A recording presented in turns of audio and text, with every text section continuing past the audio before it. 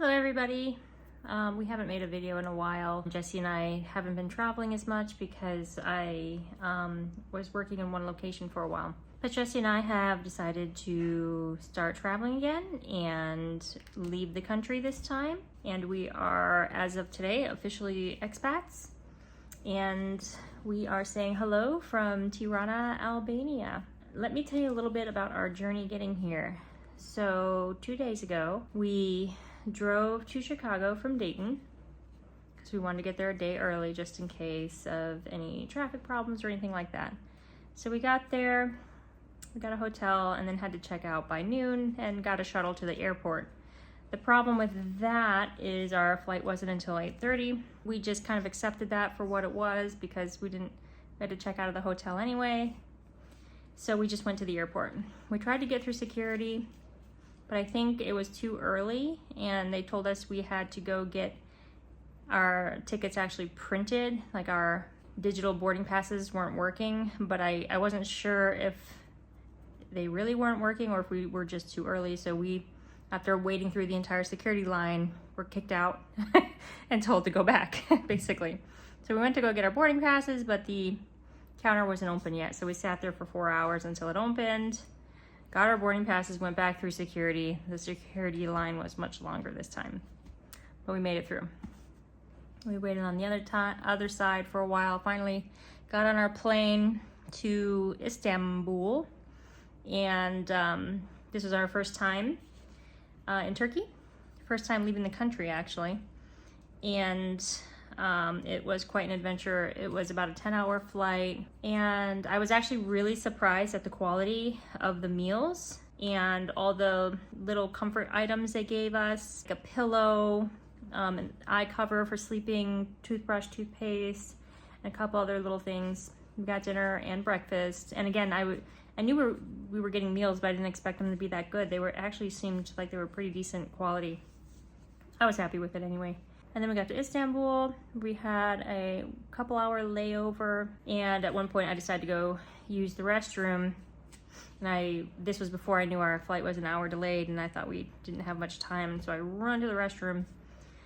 And there's a long line for the ladies' room, and I'm anxiously in line. And this was kind of a funny thing for someone this is their first time out of their country. You know, I expected to have a lot of interesting experiences, and this was one of the first ones. The lady behind me was a short, older Asian lady. I say short because I'm short. I'm 5'2", and she was up to my shoulder, but probably kind of a grandma age.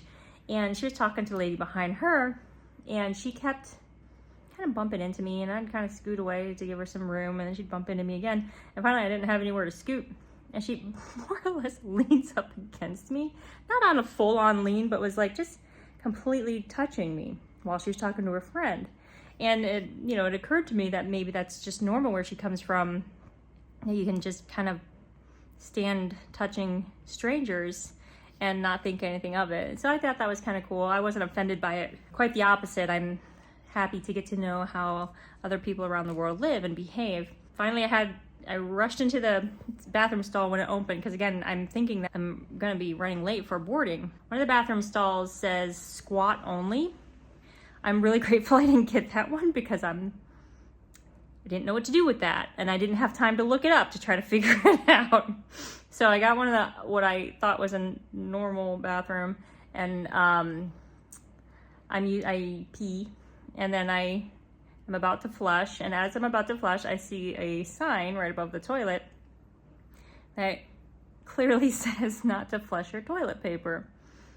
And I was like, oh, that's a thing in other countries. I had to resolve that situation. That's all I'm going to say about that. I did not flush the toilet paper.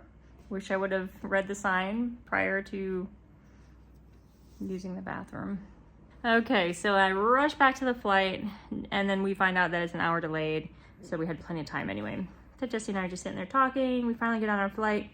We connect, we take off, and head to Albania. We were so excited. This has been a long time coming. So much planning has gone into this, and we're finally on our way.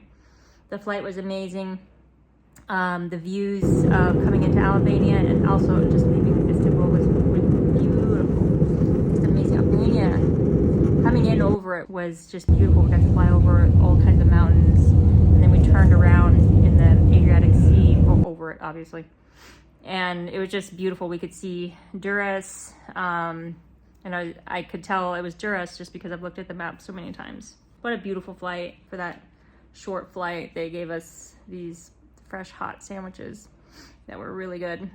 All right, so then we get to the airport. We're all googly-eyed and excited, and still kind of we haven't slept in over 24 hours. We're tired. We're just excited and tired and all these things.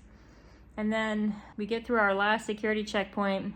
I scan my ID and I go through. Jesse comes behind me. He scans his and he doesn't come through. Some security lady comes up to him. I see them talk and they walk away.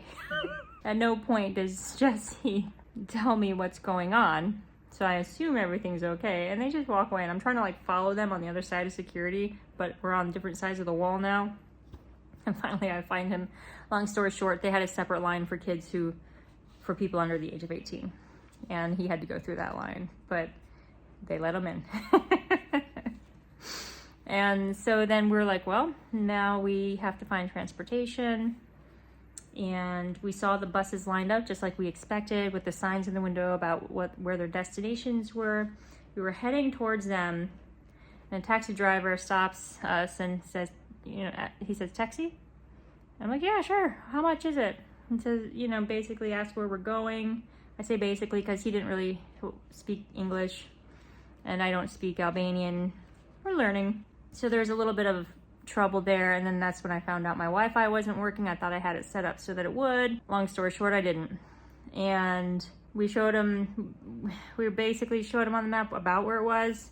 So he's like, okay, 25 euro.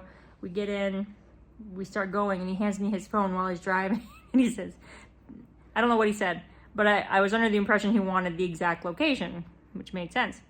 So Jesse and I are trying to get the location up on my phone. We were able to finally get connected to the internet to pull up the map that the Airbnb lady sent us, because there's no address. That's another thing that I learned. There's no addresses here in Albania like we have in the US. Like, you just type in the address and that's where you go. So she gave us coordinates and I didn't know how to put the coordinates in on the map thing. So basically, I had Jesse hold my phone open, and I held this guy's phone open. We lined it up on the map, and then I just put a marker there, and he took us to the marker. And we start, talking and chatting, and then shortly thereafter, Jesse and I become silent because I have never in my life been in traffic like that. I've never seen people drive like that except on YouTube videos of people showing how people drive in other countries. So at first we were terrified. It was just, it seemed like a free-for-all. I mean, it was just very fast and aggressive, and it seemed really dangerous. And Jesse and I are just kind of looking at each other. But after a while, you notice that there's no accidents anywhere. I would have, if I tried to drive like that, I would run into every bike and Vespa, and it would be a disaster. So while everyone's driving like that, nobody's crashing into each other. So it works. They're good at it. So even though it scared us, it was shocking to us, I have nothing negative to say about the drivers, because they're clearly good at it. Even, there's bikes and motorcycles and everyone just kind of, it's different. So we get out, we tip the guy. He was grateful. We get here, we get to our Airbnb, we walk up, we find it, we get our key because there's a lockbox, and then we can't open the door. Can't open it. Now it's late, it's hot. I contact the Airbnb lady and she doesn't respond. I'm like, oh my God. It's 8:30 at night. We're hot, we're tired. Jesse sits down on the stairs and literally passes out on the stairs. I have a video of him snoring on the stairs. Fine, but she actually got back to me in a short amount of time, which I was really grateful for. Sent her husband out. He was here in 10 minutes. He and another guy, they're ready to fix whatever this problem is. And the problem is right here. So this was humiliating. I couldn't figure out how to unlock this door, and I was certain we had tried everything. We didn't. You gotta like pull it in. Anyway, I was humiliated and apologetic, and I promised them I'll give them a great review. This is a beautiful place. We were grateful when we got in, but we were stinky and dirty and tired and hungry. We have no Albanian lek, which is their currency here. We have a little bit of euros. I'm not sure if they're gonna take euros, and I didn't know if things were gonna be closing, so we quickly shower, we go out. We stop at the first store we walk by, because in my mind, I'm like, oh, these places are about to close. We have to hurry up and buy toiletries. And so we bought some. The guy seemed a little bit irritated at me. I just probably came off as kind of dumb. I was like, do you take euros? And he was just kind of like, yeah, like I don't know. And I'm not blaming him. I'm sure he deals with tourism, and I probably look like a ridiculous lost puppy at this point. So we got our toiletries, and I'm like, yeah. And then I'm like, well, maybe we can find an ATM that's open. Long story short, everything was open. Everything was still open. Like, it was like the middle of the day, except it was 10:30 at night. Like, stores were open, bars, restaurants, the ATM, I was able to get money out, no problem. Nuka problem. So I go to use the Albanian ATM for the first time. My first time using an international ATM. I put my card in, which I have Fidelity, which was supposed to be good for international use. They reimburse all your ATM fees. And I take out what I think is the equivalent of $30. And we go to dinner. We find a little restaurant, we sit down, and the bill came to 1,780 lek, which is roughly $17.80, USD. I go to pay her, and she says, do you have anything smaller? I think I'm about to give her $20, the equivalent of $20. I was starting to hand her the equivalent of $200. Fortunately, she was a lovely, honest person and didn't let me do that. We worked it out. The meal was amazing. The quality of the food is just incomparable to what you'd get in the United States for that price, or even or even more. The people so far have been friendly and wonderful, and the atmosphere just seems so safe. And we're walking around at night down these little alleyways, and it just seems completely safe. You see families and kids out, and it was just, people are just having a good time. I didn't see any riffraff. I never felt unsafe. It was a great experience so far. We're still on our night one here. So I just wanted to share that journey and all the fun little things that we learned along the way about how to use toilets, and interesting mannerisms from different people around the world, and that we really need to learn how to translate the money better. I thought we had it down, but in my tired flusteredness of all this travel and everything and the embarrassment of not being able to get into this apartment, all these things, I just wasn't paying attention. Here we are, night one in Tirana. It looks like an amazing, beautiful city, and Jesse is coming out of the bathroom. He was so excited about brushing his teeth and putting deodorant on. And you want to say hi? How's your first night in Tirana? I used a bidet. Did you really? It's actually a lot more efficient. Well, how do you use it? I don't know, I just let it run. After a while, I just... Go use the window. Do you know how to use it? Just close it. I saw this in a video. Wait, there's more. There's more. It has more functions. Close it. Close it all the way. Nope, turn the handle up. Up. Now pull it. There you go. Whoa! Oh. It's gonna fall. No, it's not. Isn't